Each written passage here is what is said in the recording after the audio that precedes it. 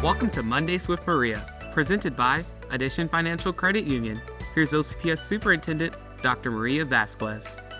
Hi everyone, I have two new guests with me today, but before I introduce them, I have to tout music education in Orange County Public Schools. For 8 years in a row, OCPS has been recognized as one of the best communities for music education in the United States. Awarded by the National Association of Music Merchants Foundation, the award honors districts with unwavering commitment and support for music education. Our district's music programs have consistently demonstrated excellence, offering a wide range of opportunities for students to explore their musical interests and passions. From instrumental ensembles to choral groups, OCPS provides a comprehensive music education that enriches the lives of its students and contributes to their overall academic success.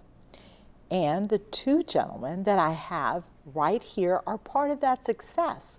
Welcome Michael Atman from Freedom High School and Bernard Hendricks from Ocoee High School. Thank you so much for both being here. Thank you. Thank you for having us. Very happy to be here. So you two gentlemen are quite accomplished, and I don't know that our viewers are aware, but you are semi-finalists for a Grammy Award. This is true. Yes, I mean, I would be jumping up and down. How exciting is that? So how does it feel to be a semi-finalist? It's pretty awesome. It's pretty awesome, but you know, it's interesting because I'm speaking for Mike when I say this because we're good friends most of the time. But sometimes. but no, seriously, we are good friends, and this is not something that we don't sign up. We're not being band directors so we can be recognized, but it is cool to get recognition because we are very passionate about what we do and working with the young people that we get the opportunity to work with and their families and the communities we get to work in here in Orange County, the greatest county to teach music in. It is, you know? Absolutely. So it's really, really, really special, and it's really cool. Yeah. It's really exciting, and it's exciting that the Grammy Foundation, the Grammy Museum, sheds light on the work that music teachers do. You know, we don't do this to be recognized, but it's really important for people to see. You know, we teach something that is that's not tested, it's not normally in the spotlight, and to shed light on the important work that happens for something that kids and families really values. It's really cool to be a representative of that, I think. So the award recognizes individuals who have had an impact, lifelong commitment to music education. So how did you become even someone to be recognized, to be considered for the award? Well, so I was nominated by a former student, and I received an email from them asking to fill out the form. And like I said a second ago, you know, sometimes you get it and you're like, well, I'm not going to do that, or it just kind of falls by the wayside. But I filled out the form this year and ended up being a quarterfinalist. So they take all of your answers and information, and they nominate you if you're a quarterfinalist. And then we submitted videos of us teaching, interview questions, videos of our students talking a little bit too, and sent that in. And then we were notified during the summer, maybe August, yeah, something like that. Yeah. The quarterfinalists, and then September was the semifinals, I think. Yes. Yeah. Wow. Yeah. Okay, so was it the same for similar, you? Okay. Similar. It was a former student. It was a former Ocoee student who nominated me, but he's really tall. He's like 6'8" tall. Oh, wow. Yeah, and he kind of said, hey, I nominated you for this award. We kind of reconnected over the years because he graduated a while ago, and I'm not a tall person. So anyway, this really tall person nominated me for this award, and he said, look, you're going to get an email because I nominated you for this Grammy thing. And he kind of looked down on me and was like, I want you to fill it out. And I was like, okay, dude, back up, you know. So I filled it out, and the same as Mike said is, you know, you go through the process, you fill it out, you do the recordings, and here we are, semifinalists. That's amazing. So Tell me, where did this love of music, this passion, come from? For me, it started off very, very young. My dad was a musician. He had a minor. He minored in music education, majored in psychology at FAMU back in the '60s, and he was military. So we were in the Army. We were stationed in Germany, and we were stationed in Germany. My dad played tuba in an Oompa, German Oompa band. Wow. You can imagine kind of big black dude with the lederhosen walking around Germany, the little small town, playing the tuba. And he used to drag me to the rehearsals. So I would kind of sit in the back of his practices and I would play drum. And that was when I was third, fourth grade. And I developed a love. And then I grew up middle school and high school in Tallahassee, and very good music programs in Tallahassee from 1 year of elementary school to middle school to high school, and then I went to FAMU in college and just had great teachers. Interestingly enough, I didn't go to college to major in music. I was actually a business major when I got in college. Wow. Absolutely hated it. Just not for me. And my dad, once again, he came back, he was like, look, son, you're wasting my money. So he was like, you need to figure out if you want to do this or he said, do what makes you happy. And I said, well, I enjoy being a part of the band program. And here we are, 20 some odd years later. Oh my goodness, what great advice. Yeah.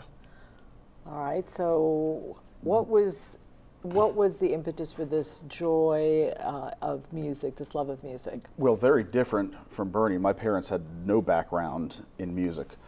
Very supportive of me, my siblings, whatever we wanted to do. When I was in middle school, I wanted to join band. Actually, we have a lot of overlap in our histories. My middle school band director was a friend of his from college, and I went through Tallahassee, the schools that there's a whole, weird. It's really weird. Weird. I went through middle school, high school. When I was in middle school, high school, I was in a school that had a special program for math. Okay. And I was going to all about math. Everything was about math, and I kind of did band on the side. And the thing is, when I was in high school, everybody was going to be an engineer. Everybody was going into math. That's what everybody did, or medical field, or whatever. And I feel like during high school, music became more of my identity. It's something that made me different, something that made me feel special. Probably because he wasn't that good at math. Hey now. Math has changed since you were in school. A whole lot. Yeah. But when I was graduating, I was going to be an engineering major at the University of Florida. And then after a few weeks of being out of high school, I was like, oh my, that's not part of what I'm doing anymore. Mm-hmm. So I changed my mind and I went to Florida State University. Thank goodness, go Noles. Oh my God. Oh my gosh, the gator that became I'm sorry to everybody. No. But as a jazz studies major, I was a jazz performance major. I'm a saxophone player. And then while I was there, I had done some teaching, some volunteering in middle schools teaching, and then I just had an amazing experience with one of my conductors in college, one of my teachers in college, who made me feel amazing every time I was in rehearsal. Like I just couldn't wait to go back. And after a semester of that, that's what I want to do for students. And so I switched my major to music education, and I haven't looked back. It's the best decision I've ever made. Wow, what incredible pathways that led you to music education and the impact that you're having on our students. So, speaking of students, how could you describe for us a memorable moment you have had in education? Well, there's a lot of memorable moments, and I feel like they all follow the same path. And our marching band is such a small part of what we do. It's important, but it's just one part of many that we teach in high school band. And every year I meet my freshmen during band camp, and I tell them, I just need you to trust me. I said, this is important. You're not going to know why until you know why. And it's always the culmination of months of practice, hard work, rehearsals, spending time with all these people together, all boiled down to a 7-minute performance, which we just had last weekend.